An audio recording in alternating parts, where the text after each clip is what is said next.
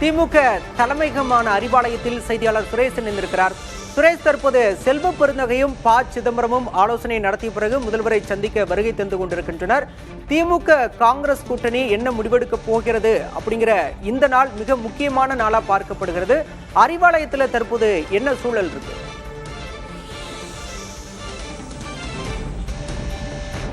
பாலா குறிப்பிட்டது போலவே காங்கிரஸ் கட்சி என்பது திமுகவினுடைய இந்த கூட்டணியில் தொடரப்போகிறதா இல்லையா என்பது குறித்து இன்னும் சற்று நேரத்தில் ஒரு முடிவு தெரிந்துவிடும் என்றே சொல்ல வேண்டும். ஏனென்றால் காங்கிரஸ் கட்சி கடந்த சில தேர்தல்களை பொறுத்தவரையில் திமுக கூட்டணியில் தான் தொடர்ந்து வந்திருக்கிறது. அதே போல இந்த முறையும் திமுக கூட்டணியில் காங்கிரஸ் போட்டியிடுவதற்கான வாய்ப்பு அதிகமாக இருந்தாலும் இந்த தொகுதி பங்கீடு பிரச்சனை என்பது அவர்களுக்குள் ஒரு சலசலப்பை ஏற்படுத்தி இருக்கிறது என்றே சொல்ல வேண்டும்.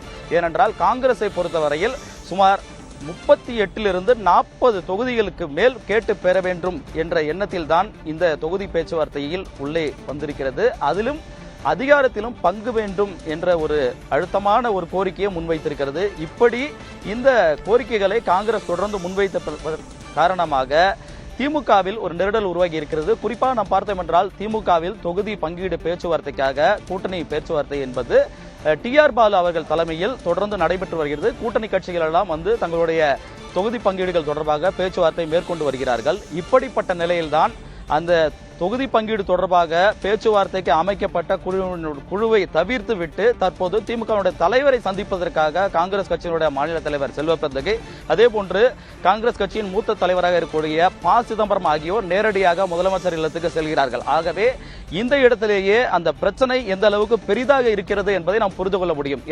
அதே வேளையில் மற்றொரு புறம் பார்த்தால் காங்கிரஸை பொறுத்தவரையில் தொகுதி பங்கீடு தொடர்பாக இந்த பேச்சுவார்த்தைக்கு கிரீஷ் சோடங்கர் உள்ளிட்டோர் அடங்கிய குழு என்பது இருக்கிறது.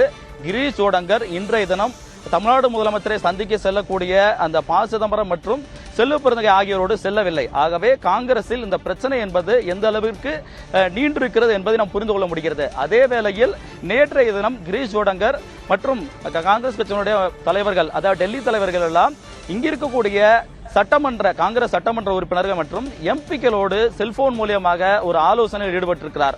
ஆகவே இந்த ஆலோசனை என்பது ஒரு முக்கியத்துவம் வாய்ந்ததாக பார்க்கப்படுகிறது. ஏற்கனவே கடந்த 2 தினங்களுக்கு முன்பாக காங்கிரஸ் கட்சி நேரடியாக வந்து தொகுதி பங்கீடு தொடர்பாக கிரீஷ் சோடங்கர் உள்ளிட்டோர் நேரடியாக அந்த குழுவினர் வந்து பேச்சுவார்த்தை நடத்தியிருந்தாலும் அதில் ஒரு உடன்பாடு ஏற்படவில்லை.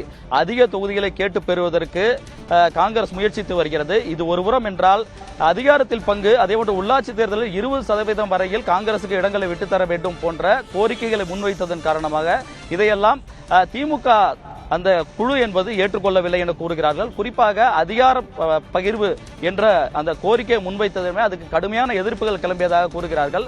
இதன் காரணமாகவே மீண்டும் இந்த தொகுதி பேச்சுவார்த்தை தொடர்பாக திமுக அமைத்திருக்கூடிய குழுவோடு நாங்கள் சந்திக்க முடியாத நிலை ஏற்பட்டிருப்பதாக கூறுகிறார்கள். அதன் காரணமாக தான் காங்கிரசினுடைய சோனியா காந்தி, ராகுல் காந்தி தொடர்ந்து இணைப்பிலேயே இருங்க.